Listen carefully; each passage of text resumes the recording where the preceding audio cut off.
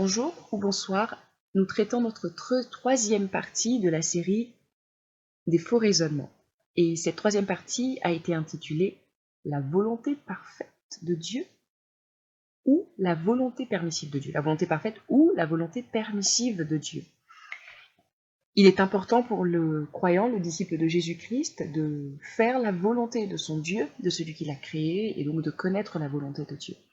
Lorsque j'ai cru en Jésus, il y a quelques années de cela, parmi les premiers livres qui m'ont été recommandés, que j'ai eu à lire, du moins peut-être que celui-là m'avait pas été recommandé, c'était un livre sur la volonté de Dieu. Je l'avais donc lu, c'était très intéressant pour moi de comprendre la volonté de Dieu, ce que c'était, parce qu'il faut préciser que je ne viens pas d'un arrière-plan chrétien, c'est-à-dire que je n'ai pas été élevée avec une éducation chrétienne, je n'ai pas été élevée avec des valeurs chrétiennes, certainement des valeurs parce que la culture dans laquelle j'étais avait une croyance en Dieu, mais j'ai pas du tout une éducation dans laquelle Dieu était inclus dedans. Donc cette notion de volonté de Dieu, pas volonté de Dieu, pour moi c'était des choses très abstraites et que je ne connaissais pas. Donc là c'était très intéressant.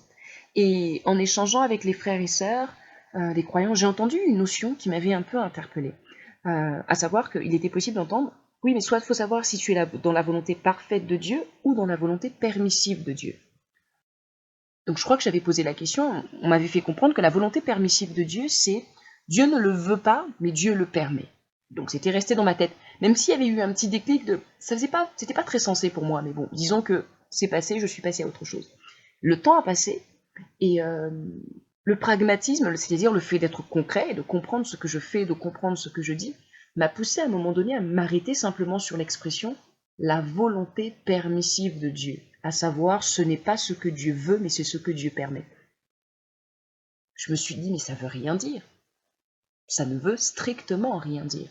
T'es-tu déjà posé la question? Si tu as déjà été sur ce terrain où tu t'exprimais, où tu pensais, oui, bon, là, je ne suis pas dans la volonté parfaite de Dieu, mais je suis dans sa volonté permissive. C'est-à-dire, c'est pas ce que Dieu veut, mais Dieu me le permet. Si cela t'est déjà arrivé, je pense que c'est déjà arrivé à beaucoup de personnes, demande-toi qu'est-ce que ça veut dire. En fait, arrête-toi et réfléchis au sens de cette notion de volonté permissive de Dieu, c'est-à-dire, Dieu ne le veut pas, mais il le permet. Arrête-toi simplement au sens. Tu ne vois pas qu'il y a un problème? Et pour comprendre là où je veux en venir en disant qu'il y a un problème, je te propose une définition du mot volonté dans le dictionnaire Larousse. Voici un conseil que je te donne, n'hésite pas en règle générale à ouvrir un dictionnaire. Je ne te parle pas forcément d'un dictionnaire biblique, mais d'un dictionnaire de la langue que tu parles. Donc si tu es dans un pays francophone, n'hésite pas quelquefois à prendre un dictionnaire, à ouvrir et à regarder la définition du mot. Ça veut dire quoi? Déjà en français. Et dans un pays anglophone ou autre, prends simplement la définition d'un mot dans un dictionnaire quelconque, au-delà du dictionnaire, avant même le dictionnaire biblique, juste pour t'assurer que tu comptes, même en français, dans la langue dans laquelle tu parles, donc en français pour ceux qui me suivent en français, ou en anglais pour ceux qui sont en anglophone ou dans d'autres langues, de te dire, mais c'est pas très sensé.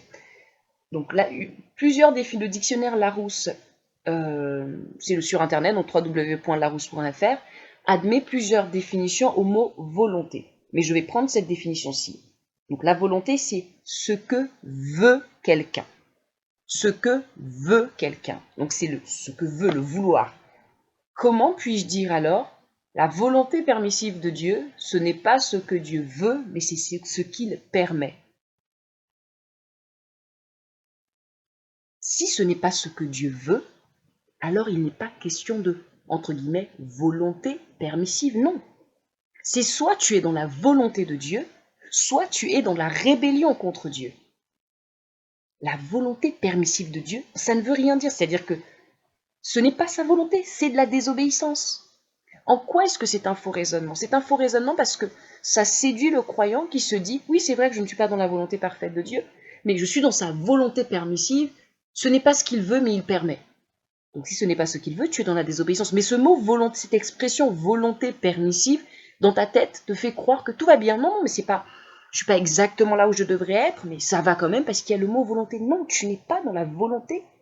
Il n'y a pas une volonté permissive de Dieu. Non. Volonté, c'est ce qu'il veut. Donc si ce n'est pas ce qu'il veut, c'est simplement ce qu'il permet. Donc il n'y a pas de notion de volonté. Et c'est une séduction qui a rongé et qui ronge peut-être beaucoup d'entre nous encore. Ou on peut dire oui, je me suis pas, je sais, je ne me suis pas, je donne un exemple, hein, je ne me suis pas mariée dans la volonté de Dieu, volonté parfaite de Dieu, mais je suis dans sa volonté permissive. C'est-à-dire que c'est pas ce qu'il voulait, mais il a permis. En fait, tu t'es pas marié dans la volonté de Dieu tout court, tu t'es marié dans la désobéissance, dans la rébellion, tu as été rebelle à Dieu, tu as fait ce que toi tu voulais et pas ce que Dieu voulait. Donc il n'y a pas de notion de volonté permissive, non, c'est volonté de Dieu ou rébellion. Soyons clairs.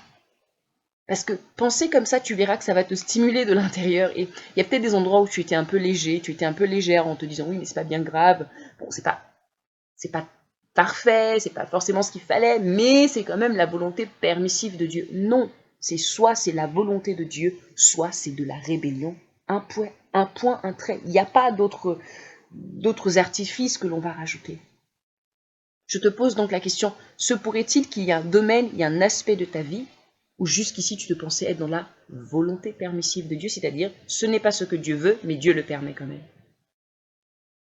Si c'est le cas, sache que dans ce domaine-là, dans cet aspect-là de ta vie, tu es simplement dans la rébellion. Tu es simplement rebelle à Dieu. Et il te faut revenir sur tes sentiers, revenir sur tes pas et revenir à ses pieds, revenir à ce que lui veut. Je vais mettre dans la barre d'information des liens vers les 2 premières parties des faux raisonnements qui avaient été traités et que je te recommande d'écouter. Et écoute avec un esprit de prière, c'est-à-dire, qu'est-ce que je veux dire par là? Avec un cœur disposé à prier, un cœur prêt à prier, en écoutant. S'il te plaît, si tu commences à écouter, que ce soit ces séries sur les faux raisonnements ou même un autre message sur cette chaîne YouTube, j'espère que tu auras au moins la curiosité d'aller jusqu'au bout.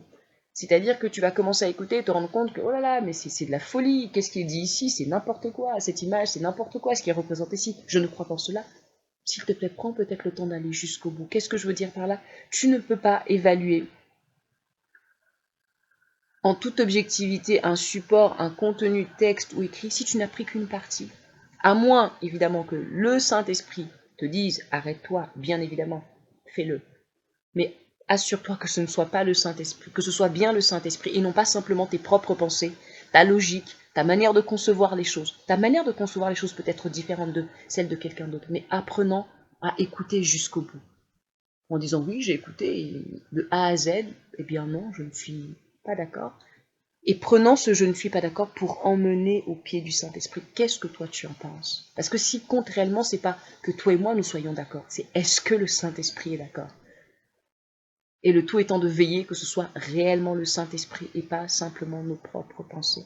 À ce sujet-là, je vais mettre dans la barre d'information, en plus des 2 liens vers les 2 premières parties des faux raisonnements, un lien vers un support appelé l'âme et l'esprit et leur puissance respective par Jessie Penn Lewis. La lecture de ce livre, de ce PDF, va t'aider à bien distinguer, à bien comprendre, parce qu'il faut que l'homme se connaisse. Tu dois distinguer ce que Dieu distingue, ton esprit, de ta nature humaine, de ton âme, de tes propres pensées. Il nous est arrivé souvent, il nous arrive peut-être encore de prendre nos pensées pour la volonté de Dieu. Et ça nous a bien causé des dégâts. C'est plus tard qu'on se rend compte, oh j'aurais dû, je pensais que, eh bien, arrêtons-nous et apprenons à discerner, à comprendre, à savoir que ça c'est Dieu, ça c'est moi. Parce que tu as aussi une volonté que tu peux exprimer et refuser de soumettre à celle du Saint-Esprit. Je mets donc dans la barre d'information ce lien-là aussi. Et je te recommande de naviguer sur la chaîne YouTube, donc cette chaîne, et de regarder différentes choses, différentes vidéos, dont des vidéos d'animation qui sont postées, qui je crois pourront t'aider, et aussi de cliquer au niveau de la présentation de la chaîne, tu as un blog, un lien vers un blog, femmeselonlecoeurdedieu.fr, blog que je te recommande si tu es une femme, mais aussi si tu es un homme, parce qu'il y a aussi des articles qui sont pas que destinés à des femmes, mais qui sont destinés à tout disciple de Jésus-Christ. Donc les hommes aussi sont plus que conviés à aller y faire un tour, en recommandant particulièrement des articles sur le mariage. Donc tu peux aller sur le blog et faire une recherche mariage, tu auras un certain nombre d'articles.